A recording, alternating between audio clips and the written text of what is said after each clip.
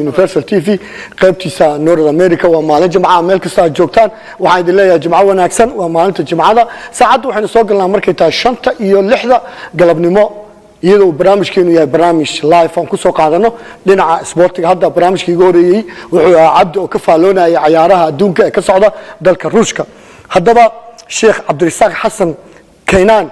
waa sheekh kamid ah culimada gobolka Minnesota dhawaan waxa uu ku tagay booqasho magaalada madaxda dalka Soomaaliya haddaba sheekha waxyaabuhu ku soo arkay wadankii Soomaaliya ayaan rabaa inaan ka wareysto sheekh Kaynaan ku soo dhawo marka hore Somali Media and Universal TV ودوهي أن سكري وما تصنتهاي. الشيخ دوان waxaa tagtay magaalada Muqdisho goorma ayaa tagtay بسم الله magaalada Muqdisho waxaan tagay bishii saddexaad 20keedii waa galtay 2018 كلها بوقشة آد أن وفرحنا إن أنت magaalada Muqdisho ayay ahayd haye muddo ayaa kugu dambeysay Muqdisho runtii muddo sidaas u dheer iguma aysan dambeyn waan tagay 12 waan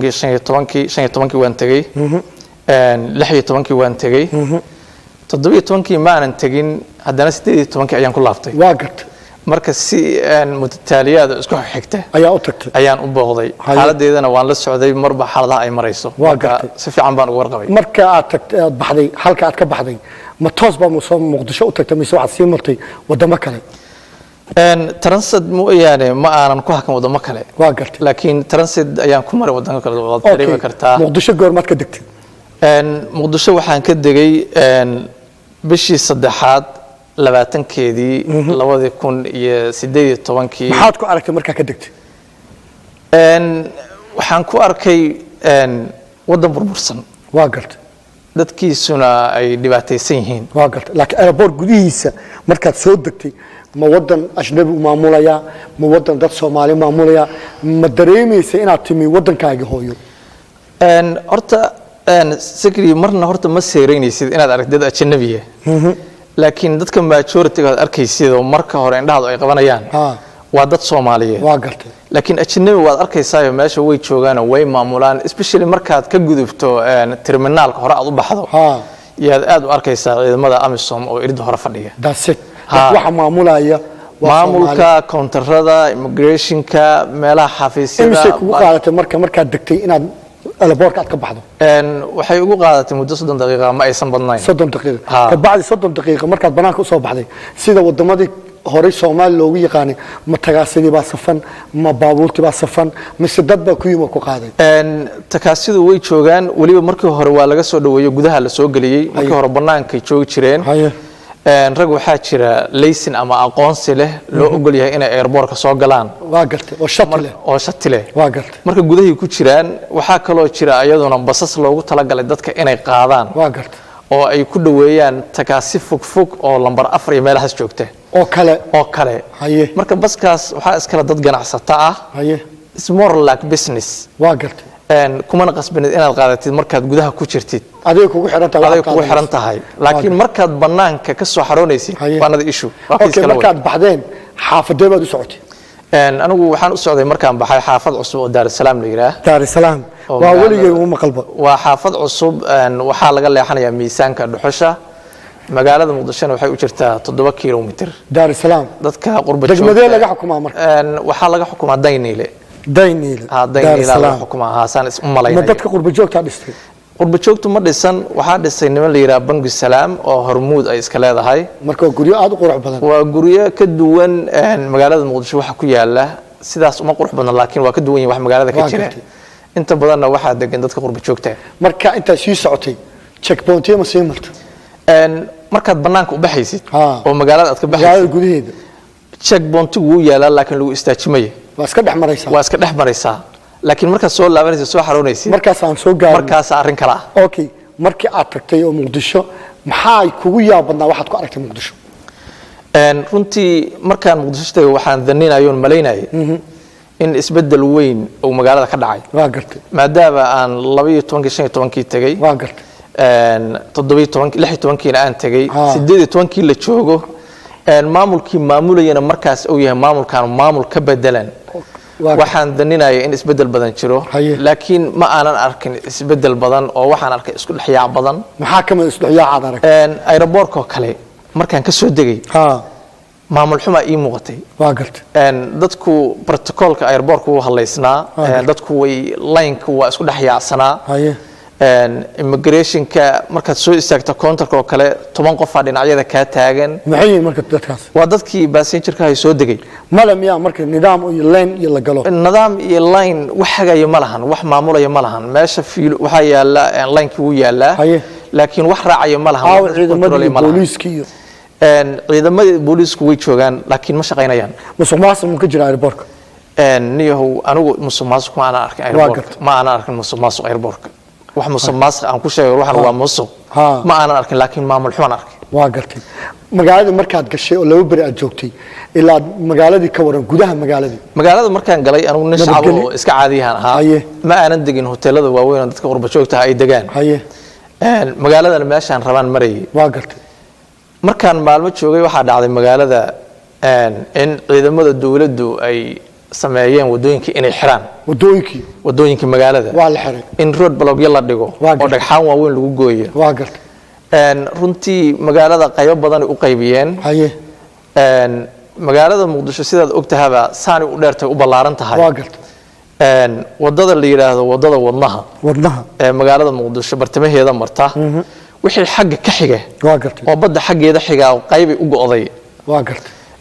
wadnaha iyo jirka warshadaha wixii u dhaxeeyana qayb kale oo go'an oo magaalada kamid ah noqotay labo wadnaha jidka warshadaha wixii qaybta sidaas ka xigana qayb saddexaad oo iyaduna waxay noqotay wadan kale ah waa saddex qaybood qayb u gudbi kartaa hunu ma jiro markaad banaanka u baxay sidoo adaad ka soo bilowdo number 4 oo aad rabtay inaad halkaasi afgooyo aad waad socon kartaa laakiin markaad rabto inaad inta afgooyo ka timaadid aad ku soo laabato magaalada muqdisho oo aad bakaaraha iyo number 4 aad timaadid runtii waa very hard inaad soo gasho maxaa bal dadka waxa rabay inaad u sharaxdo ilaa dhawaan kiimee dadka muqdisho joogi jiray maxaa keenay marka dhawaan ma sida iyadu ku macneeyeen mise sida ay xaqiiqadu tahay waa midba dawladdu markay idaacadaha ka hadasho waxay ku sheegtay inay ammaan sugayso waa gartay laakiin ficlan arintaas dadka reer muqdisho oo ah taxpayers dadka canshuurta bixiya ah waa gartay oo dawladdu ay ku taagan tahay dhibaato aad iyo aad u weyn ayay kala kulmeen waa gartay waxa dhacday inay dadku waxbarashadii aadi karin gaari ay u raaci karin waa gartay waxa dhacday inaan isbitaal loo qaadi karin qofkii xanuunsanaa oo ay tahay inuu lugeeyo waa gartay waana dareemi kartaa qof xanuunsan meesha uu ku gaari karo waa gartay waxa dhacday transportationkii caadiga ahaa oo dadka bi'alada u yaqaaneen inaan la raaci karin waa gartay oo magaalada ay kala go'an tahay waa gartay marka very much waxaan ku qiimay karaa wixii aan anigu soo arkay Gaza example haddaan rabo inaan reer Minneapolis siiyo ama dadka qurbaha jooga waxaan ku qiimay karaa Gaza oo kala go'an oo qayb walba ay gooni tahay oo askariga meesha jooga ama ninka meesha jooga oo maamulo ka kalena uu ka amar qaadan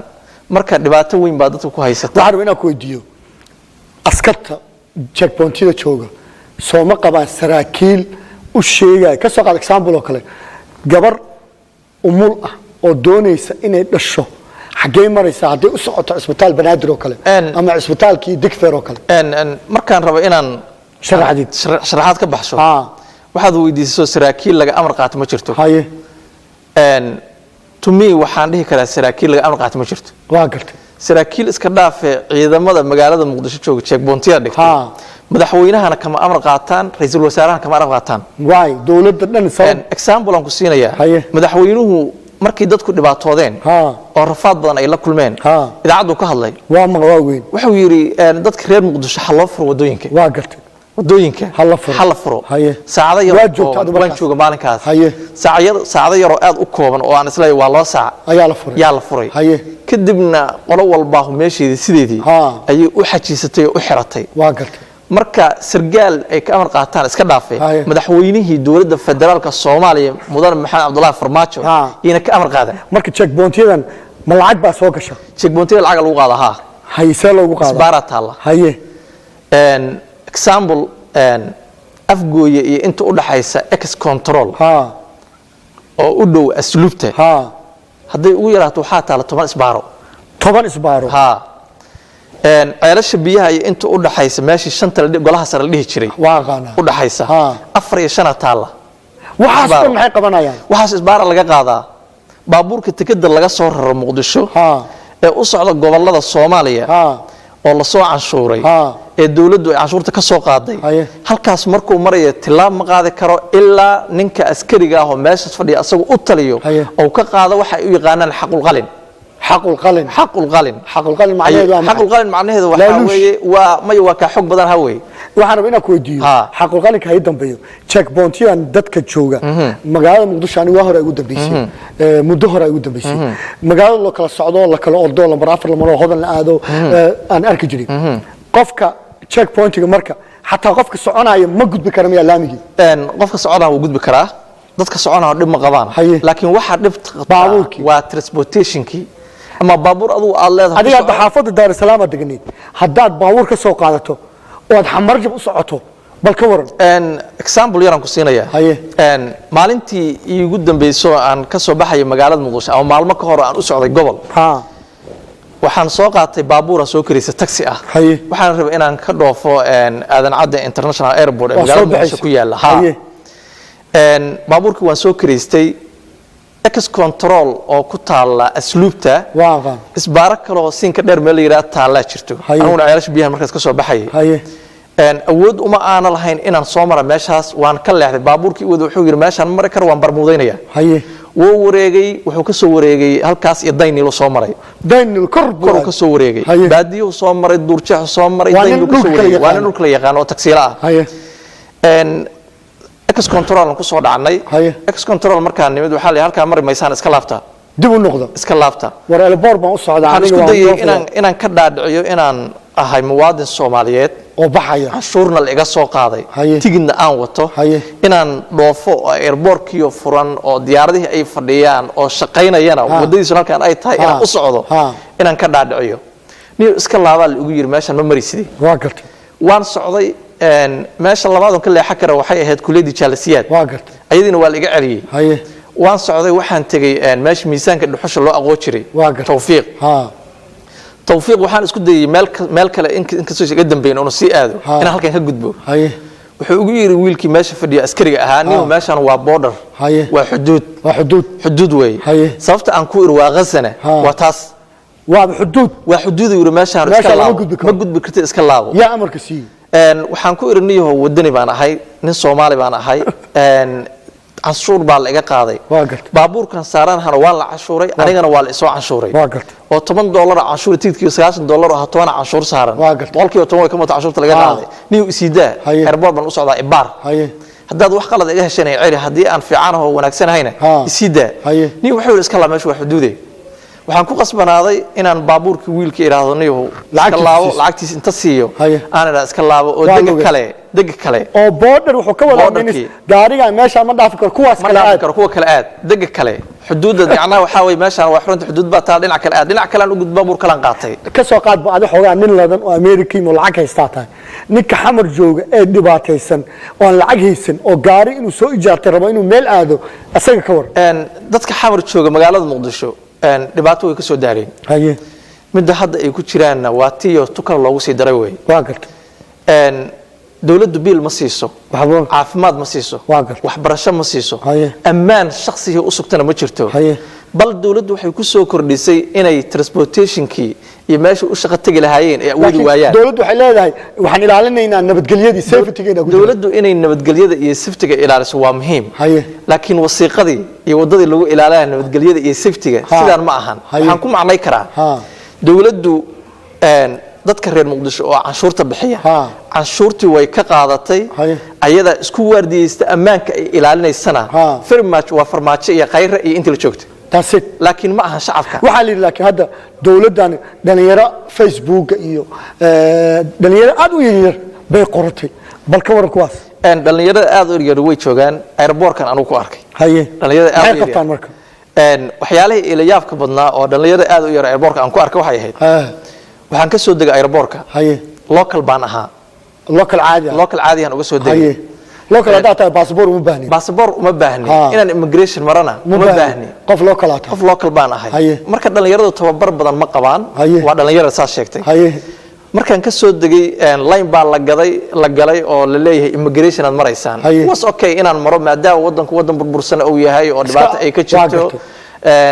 walina aysan la qabsan laynkii markaan galay wiil yar oo immigrationka joogan ku soo aaday wuxuu ugu yiri niyo magacaada sheeg haye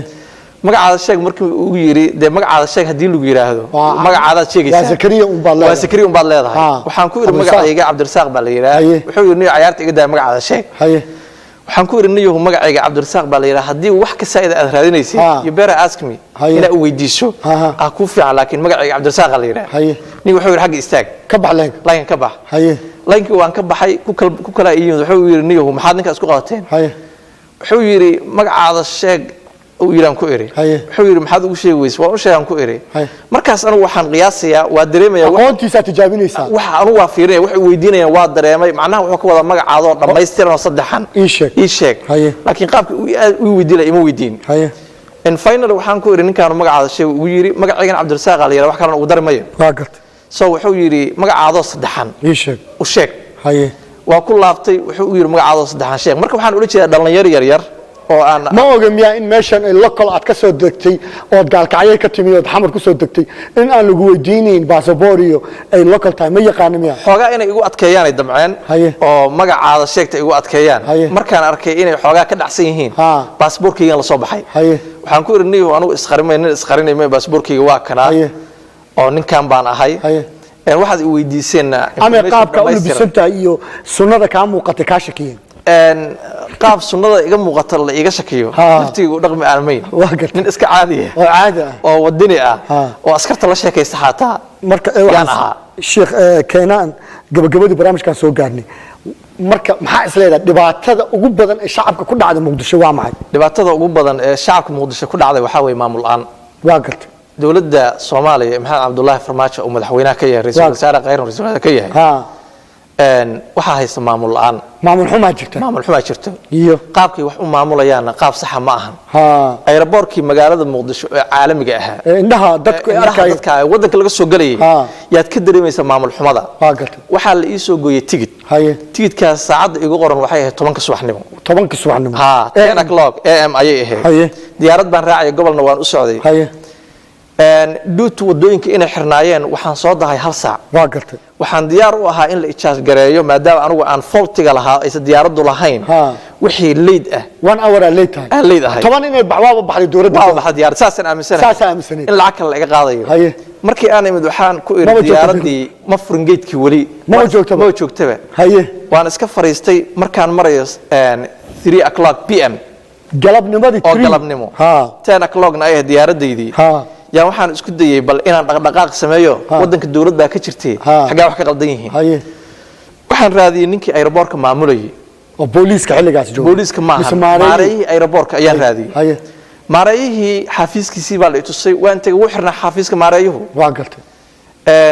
maareeyihii maadaama xafiiska uu xirnaa meesha labaad oo aadi kara waxay ahayd inaan case diyaaradan waa gartay oo dadka sidaas oo dhaqmaysa wax laga bedelo saldhigga booliiskan tagay saldhigga booliiska wax jooga lama arkin asla waa xiran yahay wuu xirnaa albaabku wuu furnaa laakiin ma jirin taliye labadii qof ee maamulaya ugu joogaysa meesha ma ayna joogin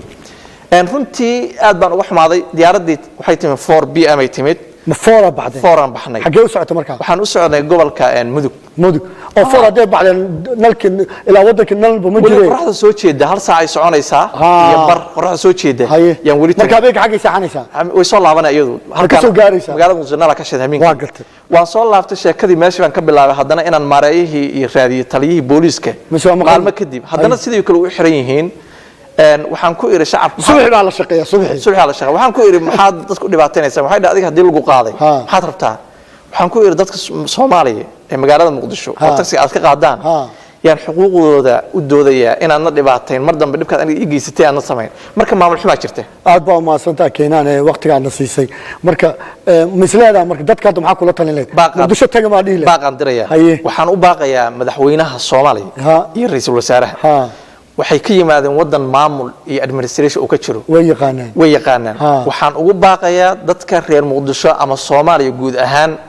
in dhibka haysta oo wadooyinka laga qaado ku maqlayaan cashuurtoodana loogu shaqeeyo oo aan lagu dhibaateyn muwaadin baan ahay xaq baan u leeyahay inaan fariin gudbiyo waxaan saxayaa waxaan doonayaa dadka reer Muqdisho inay nolol helaan madaxweynuhu oo shaqeeyo ra'iisul wasaaruhu dadka reer Muqdisho dhibaateyn dhib haysta dhibka xal laga qaado cashuurtooda waxa loogu shaqeyntaa soo ugu baaqaya aad baa maasantaa keenan waqti aan siisay aad baa